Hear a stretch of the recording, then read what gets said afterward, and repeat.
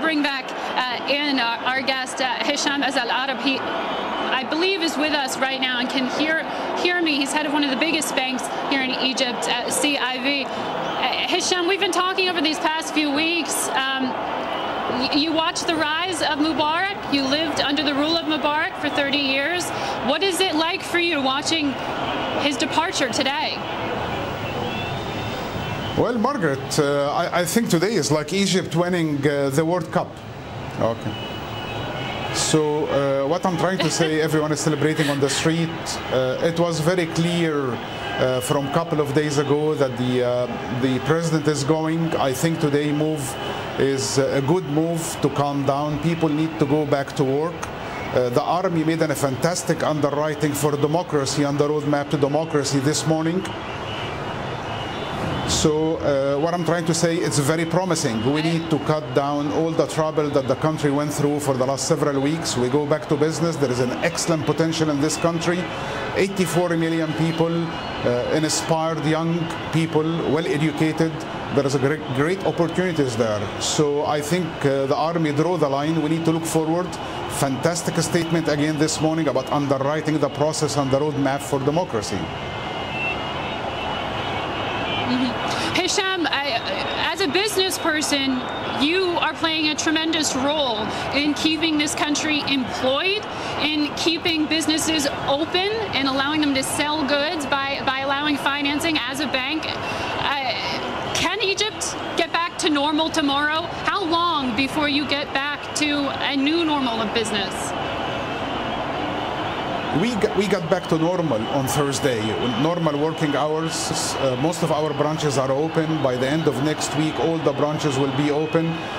I see what happened, and the rebuild of Egypt is a great opportunity for the banking sector. The growth on the middle class will be the backbone for our consumer banking as well. Hisham, do you expect the market to reopen? Do you expect that international investors and domestic investors will be able to participate in this growth you're talking about?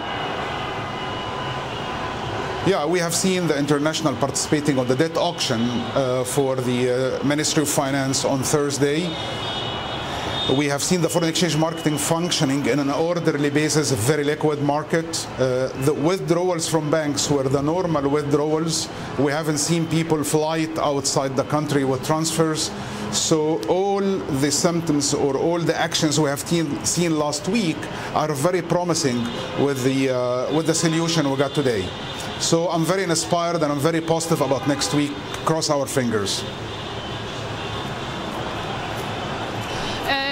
Hisham, I feel like our fates are linked here, because the last time I talked to you, we both watched Mubarak address the Egyptian people and talk about how the government was going to change. And you're with me now as he finally is stepping down after weeks of protests.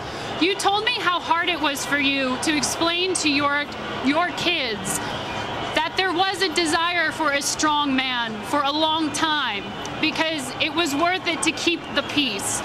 How do you explain yourself? How do you explain that now? What do you think now as the military takes control? The military has been and will remain the safety net for the country. And I think what's going to happen going forward with the changing constitution, whoever will come as a president will be accountable to fulfill the dreams of the Egyptians.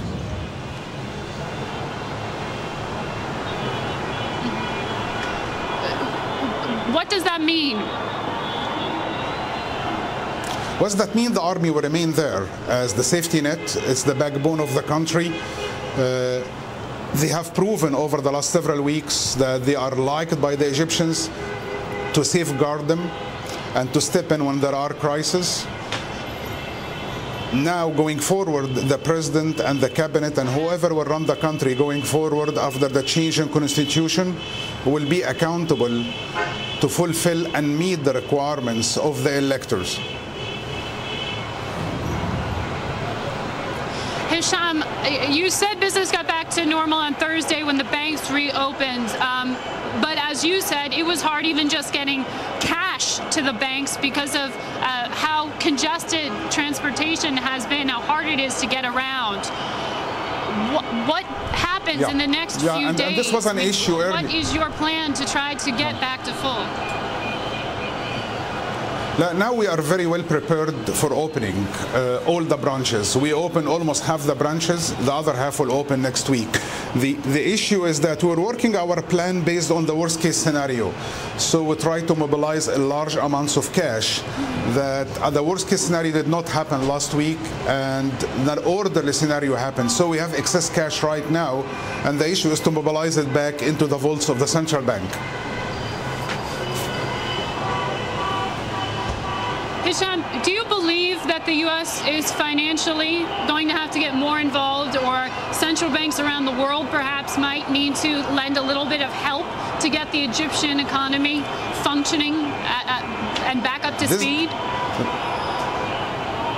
Margaret, this is the time for every friend of Egypt and a friend of democracy to prove that they are friend indeed, because this is the time they should help Egypt with everything we need, either aid, loans, financing, experience. Everyone who loves democracy and push for democracy should help the Egyptians to achieve their dreams. Hisham, thank you so much for sharing this time with us on what is a huge night for your country. And I know just getting in front of the camera and being able to talk is quite difficult right now, so I appreciate your time.